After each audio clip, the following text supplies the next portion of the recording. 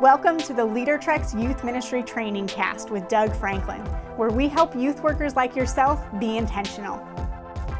Hi, welcome to the LeaderTreks Youth Ministry Trainingcast. We're glad you're here. I'm Doug, and this is Taryn, and we come to you every, I don't know how often we do this, couple of weeks. Sometimes it's Dan, sometimes it's Taryn, sometimes it's me. We just kind of switch it up, but Dan's wife is about ready to give birth to a new baby boy, and so we're very excited for Dan, and we know that he's not going to be sleeping through the night. Nope. He's going to be a little cranky. But we're going to give him grace. We're going to give him grace, and hopefully it's really a healthy baby, healthy mom, everybody's good. So Taryn and I are carrying through during this difficult time without Dan. And but today we want to talk a little bit about a healthy student leader development, I think. I don't know if I said that right, but I think we want to talk about how do you actually get started so that students will have a healthy leadership development pathway, I guess is how I want to say it. And I think this is really important because we talked in our last training cast about a lot of misconceptions that are out there about leadership. And I think if we don't actually deal with those and then give students a healthy foundation, I think that they can kind of go off and do leadership, but do it in a bad way. And we all know leaders that are more about the tasks and about people. We all know leaders that kind of run over people. We know leaders that they just hurt other people. And I think that when I talk to people, in my community, the people that are hurt the most have been hurt by a leader who's kind of gone rogue or gone off the tracks. And so I think as we're doing leadership development, we have a mandate, a calling to really do a great job of giving students a healthy start in student leadership so we can get rid of some of those issues down the road and really have young leaders that are about service, about caring, and about focusing on people. So we wrote a book a number of years ago called Student Leaders Start Here, which I think is a really great title because it says start here. I have to say that one time I was speaking at a convention and I spoke all about the book for an hour, and a guy walked up to me afterwards and he's like, "Doug, really liked what you had to say, but I just got one question. Where do you think I should start with my students?"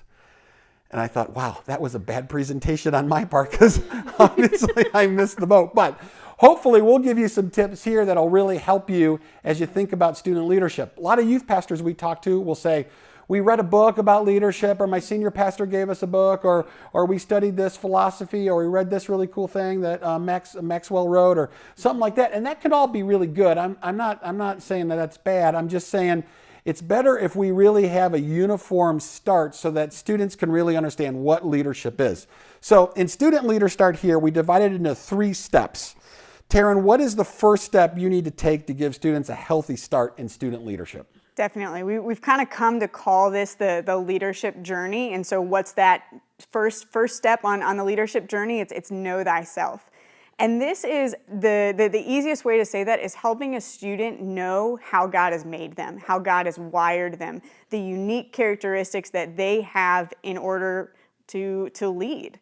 If you don't have that, rather, students aren't going to be excited about leadership. They're not going to feel a personal connection. They probably don't believe that they can actually lead. So if you can show them how they are wired, if you can help them get to know their spiritual gifts, if you can help them know their leadership type or their unique abilities, they have a much stronger start in their leadership journey. They really do. I was doing a SLC, Doug Fields' Student Leadership Conference. This was about 4 years ago, and I was up before the whole group, and it was all student leaders that had been brought there by their youth pastors specifically to learn leadership. It wasn't the whole youth group. It was just a couple of select few. And I started my talk by saying, raise your hand if you're a leader.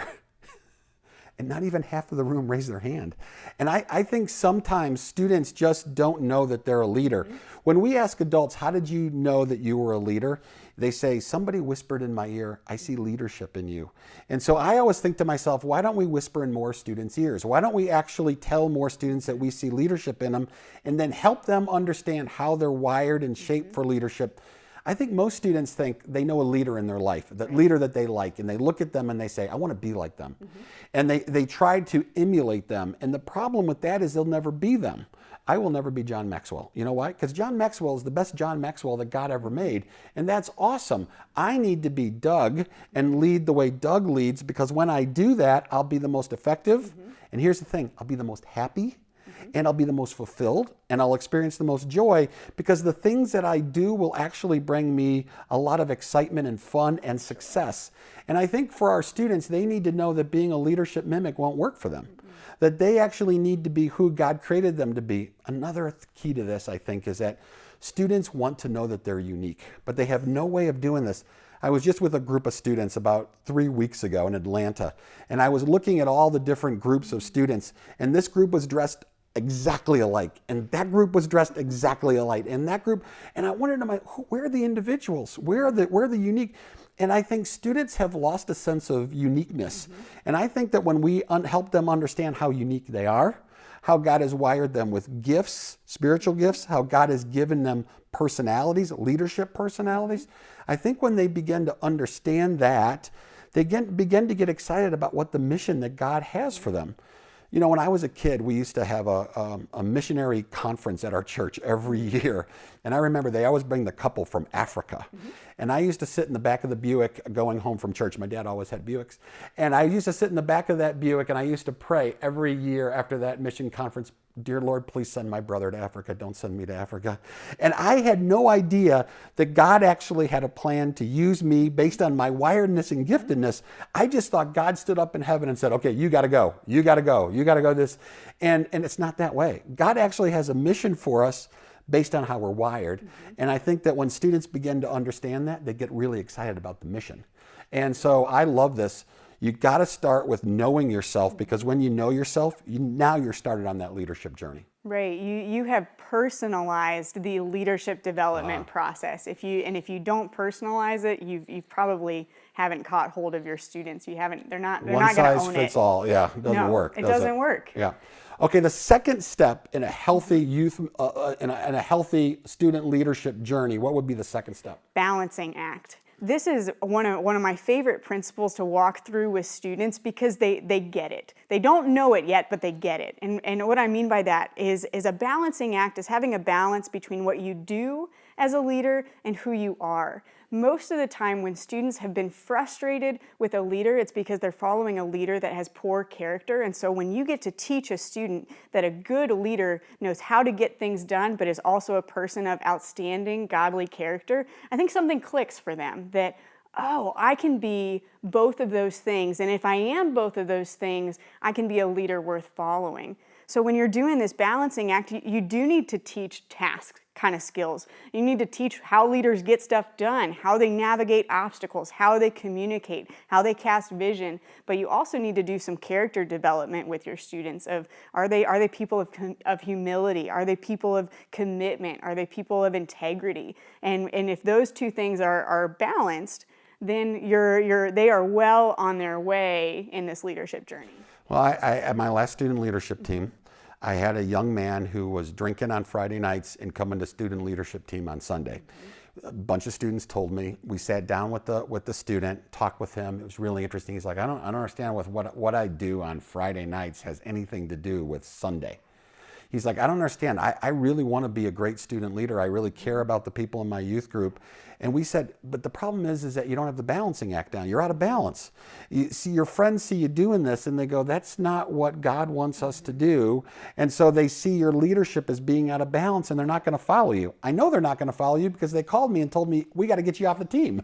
So I think that when students really understand that what they do, what they say matters, even if it's online, right, at school, it matters. Mm-hmm. And those two things need to be in balance for them to be good leaders moving forward. Mm-hmm. I see a lot of leaders that can do tasks. Mm-hmm. They can get stuff done. They have skills, but they lack that character. Mm-hmm. And I do see some leaders that have great character and they really love people, but they can't get stuff done. And so their leadership is unimportant. Right. And those two things get out of balance, mm-hmm, you're not going to have a great leader. There's two sides of the leadership. There's this character and there's these skills, and you got to have them both or you're not going to lead. Okay, third thing you got to have on this leadership journey to get a healthy start. Mission first, people always. And this is a very similar principle to the balancing act, but it's highlighting the fact that many of us, when we lead, are very focused on tasks, and many of us are very focused on relationships. And so again, in that area, we need a balance. Mission first is talking about how we need to accomplish the mission. We need to get something done. People always is the reminder that you cannot forget people along the way. I think leaders have to answer the question, what do you value? Yes. And I think if you don't value people, they won't follow you for very long.